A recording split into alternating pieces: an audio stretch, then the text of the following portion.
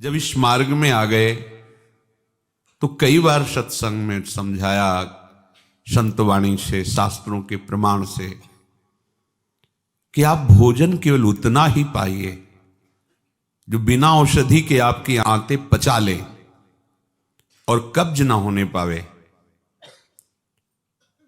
यदि आप रसेंद्री के स्वाद के वशीभूत होकर के प्रसाद खूब ग्रहण कर लिए, वातों की सामर्थ्य नहीं है, क्योंकि आप क्रियारत नहीं हैं। अब अभी आपको 8-10 घंटे बराबर क्रिया करनी हो तो पच जाएगा गरिष्ठ पदार्थ, पर आपको क्रिया तो करना नहीं है। ऐसी रसेंद्री के स्वाद के वशीभूत होकर अधिक प्रसाद पालेंगे तो आपसे दिनचर्या नहीं होगी, उदास रहेगा मन। कब्ज होने पर भजन में रुचि नहीं रहती, कब्ज होने पर प्रमाद स्थिति रहती है। इसलिए साधक किसी औषधि से कब्ज निवारण का उपाय नहीं है। ये बहुत सावधानी की जरूरत है। ये बिल्कुल सहज सरल बात आपको बता रहे हैं। यदि कब्ज रहित होना है तो प्रातः काल उठ करके सबसे पहले भगवद स्मरण, गुरुदेव को प्रणाम, वृंदावन को प्रणाम, संतों का स्मरण, फिर पानी को गर्म कीजिए। आधा लीटर, पौन लीटर, 1 लीटर, 1.25 लीटर, जितनी तुम्हारी पीने की सामर्थ्य है। रुचि नहीं कह रहे, पी सकते हो। ऐसा गर्म नहीं, चाय जैसा, हल्का गर्म करके और वज्रासन में बैठ करके आराम आराम से पीजिए। 15 मिनट वज्रासन में बैठकर धीरे धीरे पीजिए। थोड़ा टहलिए उस पानी पीने के बाद, फिर सो जाइए। आप अगर 1-2 दिन की बात हो तो आप कि चलो हमें वहां लघु शंका जाना पड़ेगा, पानी नहीं पीते हैं, तो आप बीमार हो जाएंगे। आंतों को जरूरत है मल रहित होने की। नहीं, वो इतनी हीट पैदा करेंगे कि आपके गुदाद्वार में रोग हो जाएगा, आपको गैस बनने लगेगी, एसिडिटी, आपको कई परेशानियां आ जाएंगी। फिर आप भजन क्या करेंगे, सत्संग क्या सुनेंगे? साधु की, उपासक की, साधक की एक दिनचर्या होती है। ऐसा नहीं होता कि मनमानी आचरण। आपकी दिनचर्या सही नहीं तो आपका भजन कहां से सही होगा? आपका जब पेट साफ रहेगा तो आप आराम से प्रसन्न मुद्रा में भजन कर सकते हैं। आपकी आंतों की सामर्थ्य समोसा, चटनी और ये मूंग का हलवा, ये विविध प्रकार के पदार्थ पचाने की नहीं है। ये उनकी है जो बहुत मेहनत करते हैं, किसान हैं, सेवा कार्यरत हैं। आपको तो बस मूंग की दाल या घिया की सब्जी और 2 रोटी प्राण पोषण के लिए चाहिए। प्रसाद पाने के बाद आपको लगे कि मैं अभी 2 रोटी पा सकता हूं, इतने में बंद कर दो, क्योंकि हमें पानी भी इसमें डालना है, वायु के लिए भी खाली रखना है, पूरा यहां से नहीं ठांस लेना है। इसके बाद तुम घूमो वैद्यों के पास कि कब्ज है, पेट में गर्मी है, धातु रोग हो गया है। ये सब लक्षण तुम्हारी प्रमाद स्थिति के हैं। मनमानी आचरण।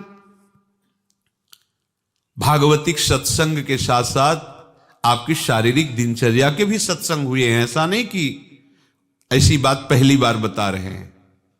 कब्ज रहेगा तो स्वाभाविक वीर्यपात हो जाएगा। आप गलती के आचरण करेंगे तो नस नाड़ियां इतनी शिथिल हो जाएंगी कि बिना किसी प्रयास के वीर्यपात हो जाएगा।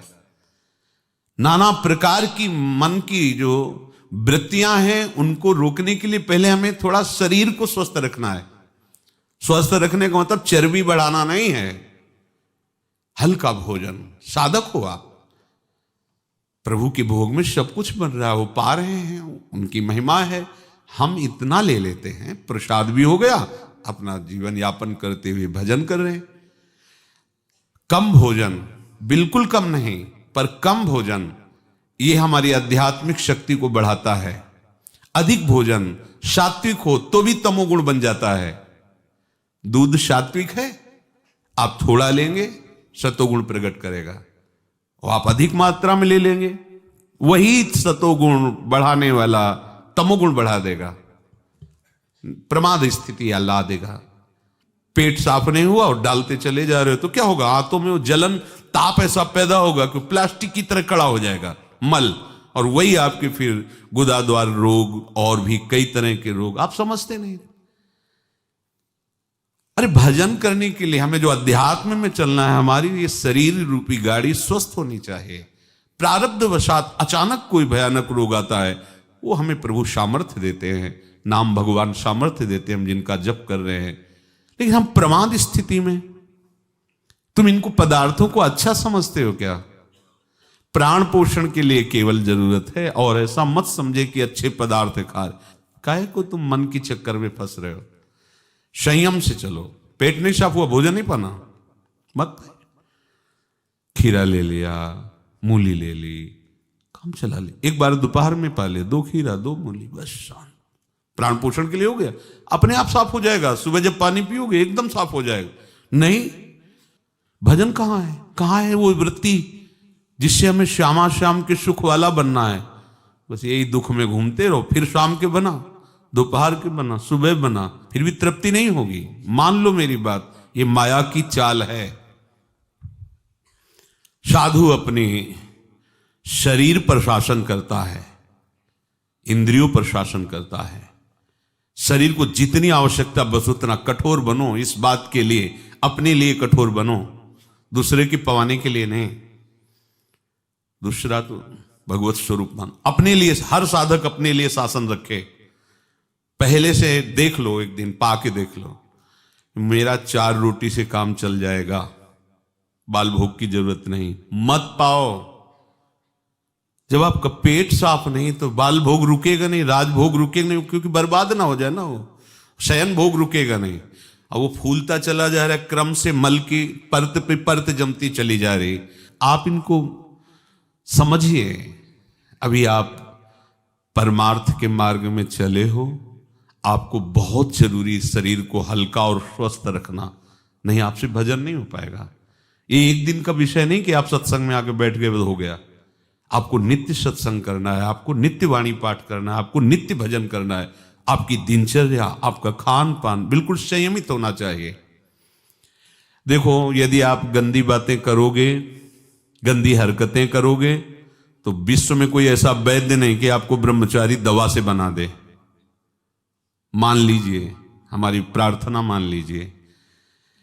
यदि आपने अंगों को छेड़ा नहीं है तो लिख लो, आपका ब्रह्मचर्य क्षीण नहीं हो सकता। मानसिक चिंतन गंदा, प्रक्रियाएं आपकी गंदी, खान पान आपका ठीक नहीं, तो एक रोक के आप देखते जाना, आपको भजन में रुचि क्या, शरीर को नहीं संभाल पाओगे। मान जाओ मेरी बात। 24 घंटे में प्राण पोषण के लिए 2-4 रोटी काफी है। अरे संतों ने तो कई कई दिन भोजन नहीं मिला है, भजन एक तार चला है।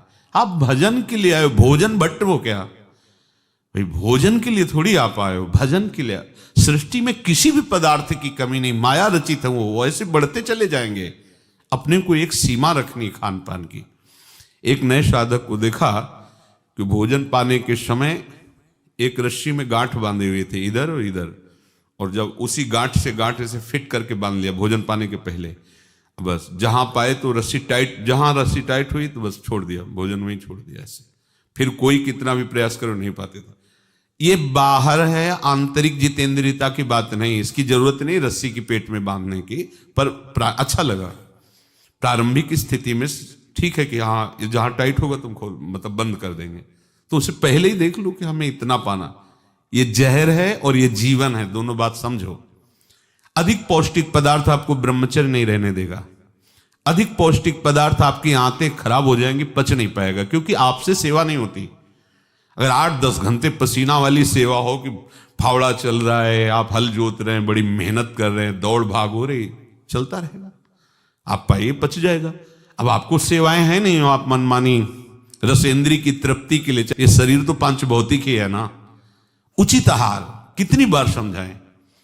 जैसे भोजन आवश्यक है वैसे ही जल आवश्यक है, उतना वायु। ये पेट बना हुआ एक थैली है, तुम नहीं हो पेट, तुम नहीं हो रसेंद्री, तुम नहीं हो भोक्ता।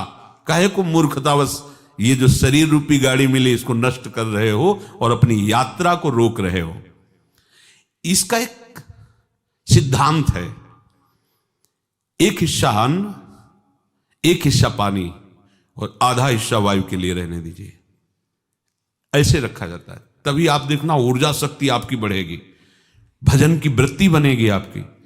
अब यहां चारों हिस्सा में अन्न भरा हुआ है और ऊपर से पानी, रुचि नहीं है पीने की, क्योंकि वो अंदर ऐसा जहर बनता चला जा रहा है। जल जब जाता है तो लघु शंका के द्वारा बहुत से ऐसे पदार्थ है जो हमारे शरीर को हानि करने वाले, उनको निकालता है जल। मल की आंतों में जाकर मलाशय में वो मल को गीला करके निकालने की चेष्टा करता है। अब हम भजन को तो देख नहीं रहे हो, भोजन को देख रहे हैं। इस समय ये प्रार्थना मान लीजिए, आपका जीवन स्वस्थ होना चाहिए। अचानक कोई असाध्य रोग आता है तो भगवान सामर्थ्य देते हैं, पर आप खुद अपना नाश कर रहे हैं। अधिक भोजन करने वाला, स्थूल प्राण वाला, चंचल मन वाला कभी भजन में नहीं रुचि हो सकती। सूक्ष्म भोजन वाला, सूक्ष्म प्राण वाला, सूक्ष्म मन वाला भजन करता है।